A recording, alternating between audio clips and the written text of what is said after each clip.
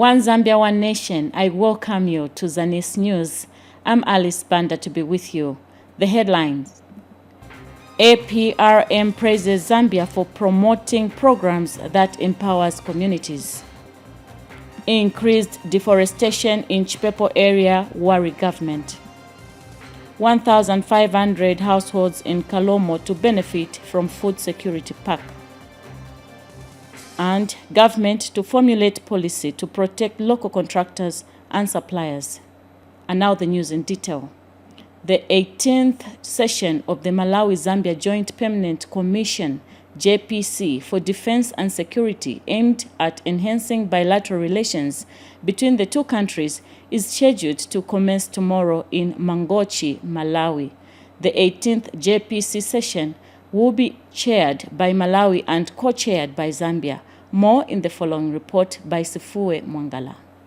Zambia and Malawi have a historical, long-standing bilateral and multilateral relationship. The two countries share common cultural values, language, and borders. Both nations are members of the Commonwealth. In 1982, Zambia and Malawi signed an agreement to foster cooperation between the two countries by establishing a Joint Permanent Commission, JPC, for Defense and Security, whose sessions alternate between the two nations. This year, the two countries will be having their 18th session of the Joint Permanent Commission that will take place from 11th December to 13th December 2023 in Mangochi, Malawi. The meeting is expected to boost further ties in defense and security for the common good of the two nations. During the Joint Permanent Commission, the two countries will engage in discussions on matters of common concern, particularly related to defense and security. Sifue Mwangala for ZANIS News in Malawi. We move to the Copperbelt Province. Africa Peer Review Mechanism, APRM, has commended Zambia for promoting socio-economic transformation programs such as the Constituency Development Fund, CDF, that empowers local communities to plan and allocate resources according to their needs. APRM eminent person and lead panelist Lydia Mutende was speaking in Choma when she led a delegation to receive submissions from stakeholders. Gift Banji has more in the following report. Zambia is the 6th country to undergo the second generation of the African Peer Review Mechanism, APRM, of the African Union. The APRM delegation is currently conducting consultations in Southern Province, in Choma, where stakeholders drawn from the civil society organizations, the private sector, and government line ministries, among others, are making their submissions. APRM lead panelist Lydia Mutende and her team earlier called on acting Southern Province Permanent Secretary Yolanta Malunga, who is also Deputy Permanent Secretary. In some of the areas, the province there's so much talk about CDF. I asked, what is CDF? They said, because it's now a common acronym. They said, this is a Constituency Development Fund. Everybody is saying, this is money from government and it's going to say that it's the game changer. And so they're able to plan and budget. Say that the CDF is going to do this. The CDF, so we also learned that the CDF seems to be addressing the specific needs of a constituency. The local people. The local people. And that they feel that they are participating because they are telling us about those committees and how they meet and agree on how they are going to spend. APRM delegation later engaged stakeholders to validate the progress, challenges, and best practices made since the last review in 2013. I just want to let everybody here know that there are reports that the experts and the stakeholders are preparing, and our people from the Intercontinental Secretariat through the chairperson of the Governing Council and the focal person, Ministry of Justice, will be brought back. Nothing will go to the AU before your endorsement, and your report will be presented by His Excellency the President before his colleagues. And the National Governing Council shares its view on ongoing review. Now we are due for second generation peer review. This is now going to look at the progress we have made in addressing the challenges that were highlighted in 2013, as well as the emerging challenges. This activity is going on throughout the country. And Choma is the last one. For Southern Province Administration, APRM is key to measuring the country's progress on governance and socio-economic performance. You should therefore appreciate the goodwill of government, because the findings will not only benefit government but the general public. At the time Zambia was first reviewed, there were only 4 thematic areas, but as of now we have 5 of them, namely number 1, democracy and political governance, number 2, corporate governance, number 3 is economic governance and management, number 4, broad-based socio-economic development, and number 5, the state resilience to distress and shocks. APRM is a mutually agreed instrument voluntarily acceded to by member states of the African Union, AU, as a self-monitoring mechanism, and President Hakainde Hichilema is expected to present a report to the African Union Summit in February 2024. Gifty Banji, ZANIS, in Choma, Southern Province. The Legal Services Unit in Ndola has handled a total number of 814 criminal and gender-based violence cases from June 2022 to November 2023. Speaking during this year's International Human Rights Day commemoration in Ndola, Acting District Commissioner Francis Diwali encouraged youth to be responsible citizens and avoid negative vices. Details in the following report. Every human being is born with the right to life and to live a decent life. This reminder has come during the commemoration of this year's International Human Rights Day in Ndola. This year's commemoration is special and significant in that, in addition to commemorating the 25th anniversary of the declaration, UN member states, including Zambia, have resolved to launch a year-long celebration of the 75th anniversary of the Universal Declaration of Human Rights. I want to particularly appeal to the youth of at this point. As youths, you are being encouraged to use the freedom of expression, especially digital media freedom, to enhance your socio-economic benefits, such as entrepreneurship, jobs, and other opportunities aimed at contributing to your standard of living which you desire. The Legal Service Unit has handled 814 cases, both in criminal, civil, and gender-based violence. From the time of its establishment, the Ndola Legal Services Unit has handled a multitude of cases both in criminal, civil, and GBV matters, which helps in the promotion of justice for all. From June 2022 to November 2023, the Ndola Legal Services Unit has handled a total number of 814 matters during this period. Ladies and gentlemen, the Ndola Legal Services Unit, with the help of GIZ, which is the German government, as well as the European Union, have lessened the number of accused persons that are not represented in the course of law. The Law Association of Zambia has called for improved observation of human rights. Gender equality is also another area that remains behind. Women are not participating at their fullest potential in the country. It worries us as an association when women are slow to offer themselves for public office or otherwise hindered by gender-based violence. It is important to also reflect on this issue as part of the human rights discussion. This year's International Human Rights Day has been held under the theme Dignity, Freedom and Justice for All. Mary Chola for ZANIS, in Ndola. In other news, Minister of Education Douglas Siakalima says President Hakainde Hichilema considers youth empowerment programs being implemented by both state and non-state actors as a vehicle of transforming the welfare of youths in the country. Mr. Siakalima, who is Chirundu Member of Parliament, said President Hichilema in 2022 announced the immediate implementation of various projects in phases until 2026 and beyond in order to uplift the welfare of the youths in the country.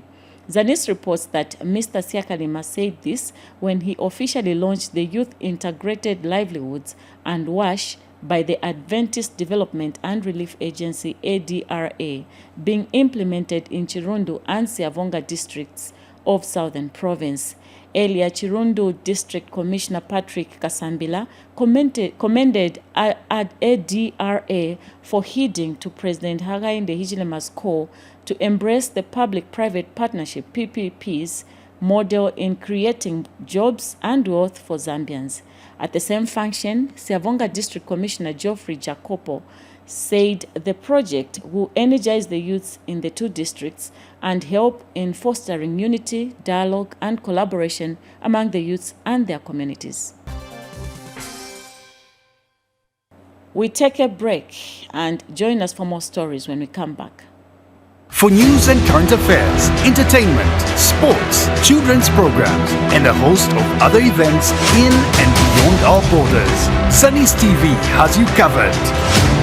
On Channel 6 and Channel 458 on Topstar.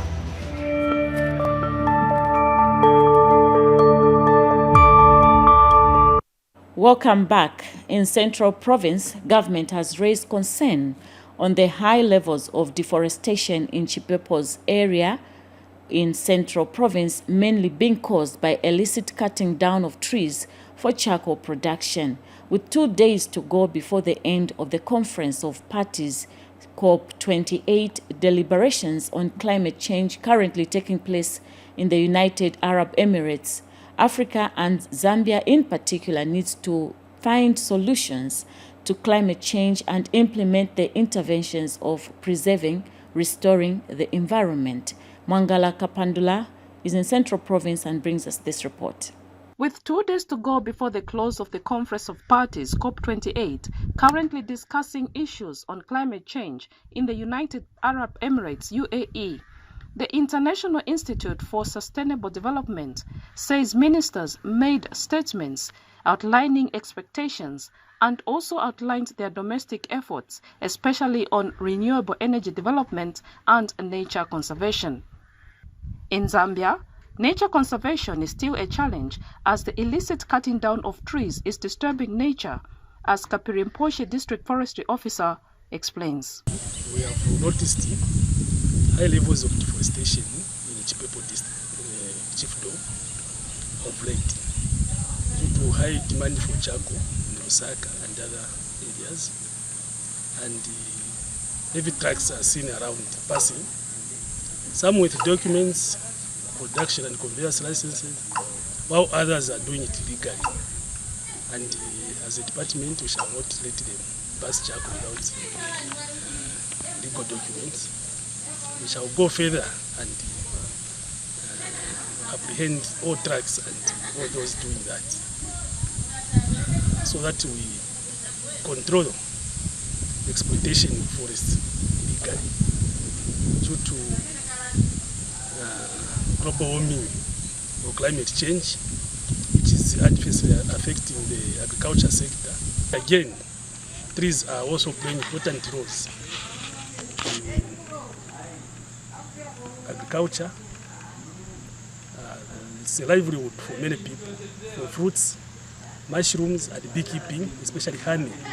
The Ministry of Green Economy and Environment, in partnership with the Ecosystem-Based Adaptation Project, is not idle, as it is making efforts to empowering communities with knowledge on climate change through interventions such as indigenous knowledge, livelihood adaptation, financial literacy, among others.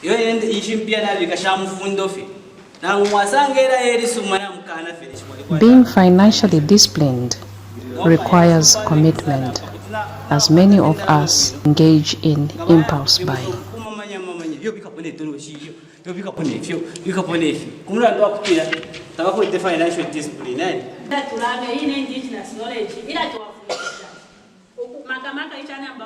Indigenous knowledge helps us to understand the changes in the environment that we live in. We are able to differentiate from the time that we used to have the rains as early as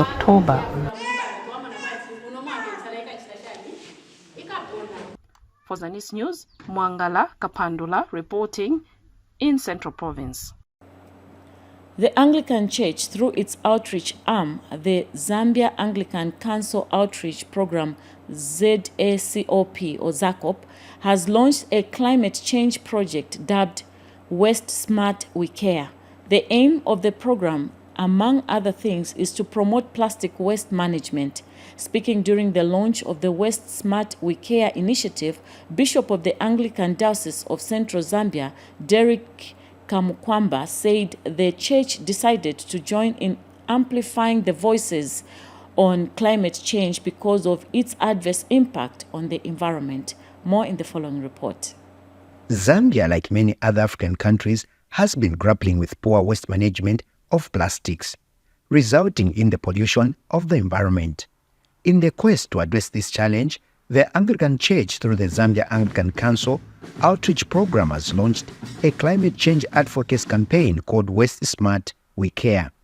The main goal of the campaign is to promote sustainable plastic and organic waste practices that minimizes emissions and impact on humans, animals, and marine.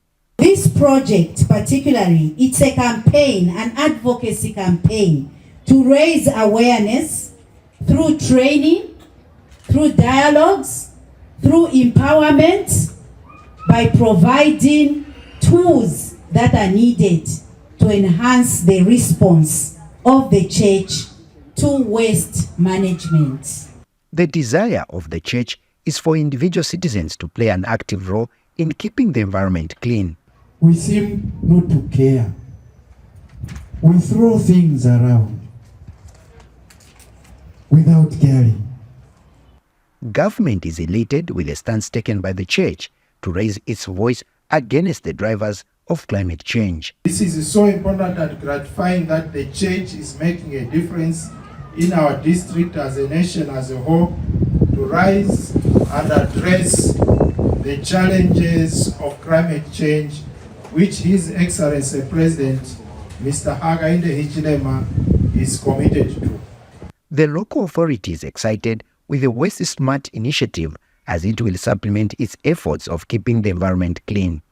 I'm seeing this program feeding into the Keep Zambia Clean, Green and Healthy campaign. It's a very beautiful initiative.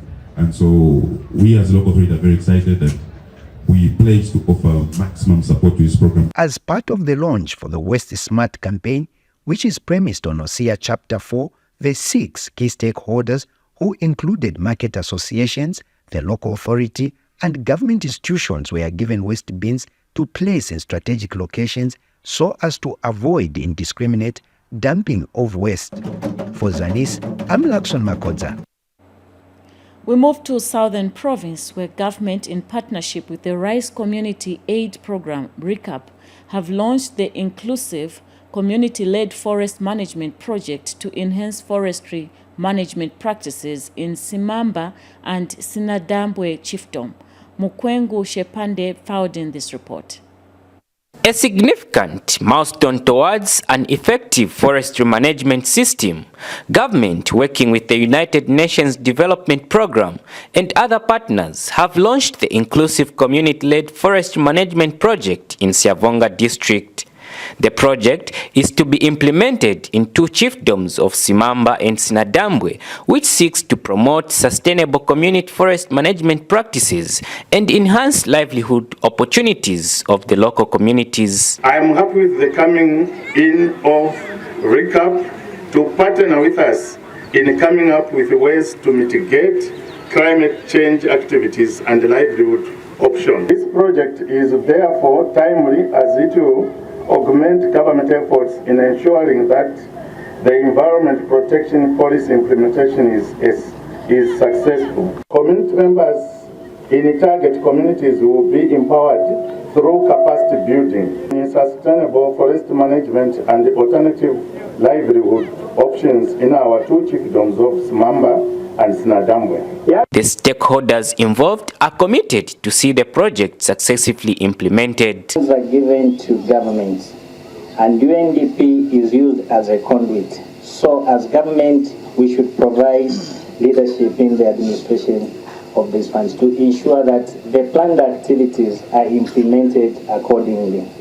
And let's work together to make Sinadambwe and Simamba chiefdoms, Siavonga in particular, to be a better resource that we need to do. We know that Siavonga is very well renowned for tourism, and we cannot only live with tourism without taking care of the environment. Together we can do it. The traditional leadership wants government to enhance policies surrounding forestry management. Tobacco burning has always been at the heart of our concerns as traditional leaders in the district. Mukwengu Shepande reporting in Siavonga District, Southern Province. The Ministry of Community Development and Social Services has distributed agro inputs to more than 1,500 vulnerable but viable households in the 16 satellite centers of Kalomo District in the rain-fed component under the Food Security Pack Program, FSP. More in this report. The distribution of agro inputs under the Food Security Pack for the rain-fed caseload in Kalomo has gone well without any challenges. And District Community Development Officer Bright Choma says all stakeholders under the Food Security Pack Committee were involved to ensure transparency in the distribution exercise. And I'm here to confirm that we have distributed all the inputs to the vulnerable who are in Kalomo and the two constituencies, Dundumwezi as well as Kalomo Central constituencies. There is this distribution. All the stakeholders have participated in this distribution, and for that I am here to confirm that all the distribution has gone well and we didn't have any challenges. Beneficiaries are happy with government's intervention to enhance food security for vulnerable but viable small households. Thank the government about this program. We request the government to continue with this program. The program is good and it can help to the farmers on food security pack. Parumba ikutegwa moni ya mbuto ikutegwa tugajane ikubotu tuganjiro moinjiro utegwa kukire ikungwashi yes. Both the wetlands and the rain-fed agro-inputs components of the Food Security Pack were witnessed by stakeholders. Martin Mashekwa for ZANIS in Kalomo, Southern Province. Siavonga District Commissioner Geoffrey Jacopo has urged beneficiaries of the Food Security Pack FSP not to misuse the inputs. Deputy Chief of Missions for United States Embassy Linisa Wahid has expressed happiness with Zambia Medicines and Medical Supplies Agency ZAMSA for the timely delivery of medical supplies to hard-to-reach areas on the Copperbelt province. Speaking when she visited ZAMSA Luansha Hub, Ms.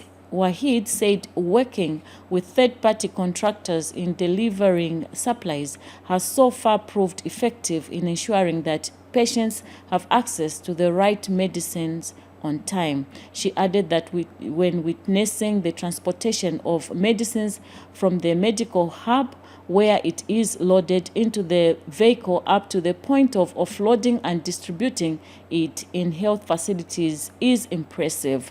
She noted that workers are hardworking and dedicated. Africa Global Logistics AGL Logistics Coordinator Towenji Manda said her company works with the program for advancing supply chain outcomes. In Northwestern Province, Minister of Commerce Chipoka Mlenga said the government is working on formulating a policy framework to protect local contractors and suppliers in the country.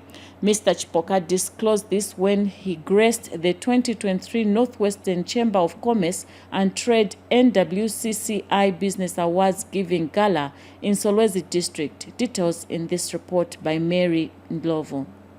Minister of Commerce, Trade and Industry, Chipoka Mulenga, says government has listened to the calls of stakeholders in the business community on challenges affecting local contractors and suppliers.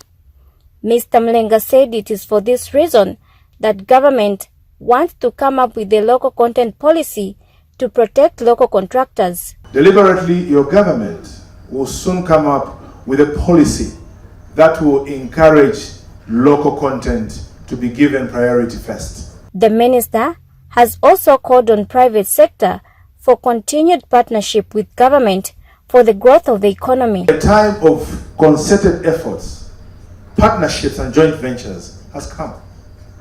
The president has talked about foreign companies partnering with the locals. But before we do that, he has encouraged us. The private sector must partner with the government on how we want to do business in this country. So we call upon yourselves. Many platforms have been provided for us to engage. The Public-Private Dialogue Forum, the Presidential Delivery Unit, and most recently, the Ministerial Delivery Units. He said this when he graced the 2023 Northwestern Chamber of Commerce and Trade Business Awards Giving Gala in Solwezi District. Meanwhile, Northwestern Chamber of Commerce and Trade President Kayula Lombanya has applauded the business community in the province for its resilience. To the entrepreneurs who dream big, take risks and turn their visions into reality, we salute you. Your relentless pursuit of greatness inspires us all.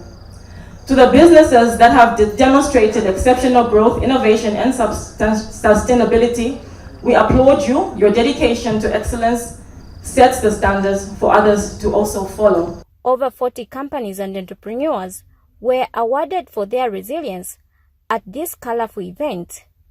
For ZANIS in Solwezi District, Northwestern Province, I am Erin Lovo. Zambia National Service ZNS Chief of Religious and Moral Services Brigadier General Bosing Koma says ZNS remains committed to continue contributing positively to economic growth of the country through agriculture and infrastructure development. Brigadier General Nkoma was speaking during ZNS Muchinga Province Annual Ball held at Krumach Lodge in Pika. Details by Peter Perry. The Zambia National Service ZNS in Muchinga Province have yet again held the annual ball as a part of tradition of ending the year among men and women in uniform. ZNS Chief of Religious and Moral Services Brigadier General Bosing Koma graced the annual ball held at Krumach Lodge in Mpika and underscored ZNS' commitment to contribute its best to the country's economical growth. Brigadier General Nkoma says ZNS remains critical in helping accelerate development in the country. It is imperative to acknowledge the pivotal role that ZNS plays in the advancement of our nation, particularly in contributing to both national and regional food security. ZNS equally appreciates the importance of efforts in national infrastructure development efforts. ZNS Land Development Unit in Chiswali should therefore continue to channel energies and expertise towards the timely construction of value-for-money roads, dams, and fish ponds. The ZNS Chief of Religious and Moral Services also reiterated that ZNS is committed to producing more maize and other crops. Maize production is, however, just one facet to what is expected to be Muchinga's multifaceted contributions to general agricultural productivity. And Commanding Officer ZNS in Mpika, Lieutenant Colonel Winford Piri, assures ZNS relentless commitment to promoting peace. I wish to indicate that we have continued to enhance peace and security by providing and administering our troops in various operation areas within the region as well as the nation. Annual balls are a long-existing tradition in military which helps to build the spirit of togetherness and unity as soldiers reflect on good and harsh memories after battle. Reporting for ZANIS Nikanchivia District, I'm Peter Piri. Finally in the news, the rescue team searching for the trapped miners at Senseli mine in Chingola has now retrieved 11 bodies and 1 person. Copperbelt Minister Elisha Matambo told the media today that the rescue team has today retrieved 5 bodies.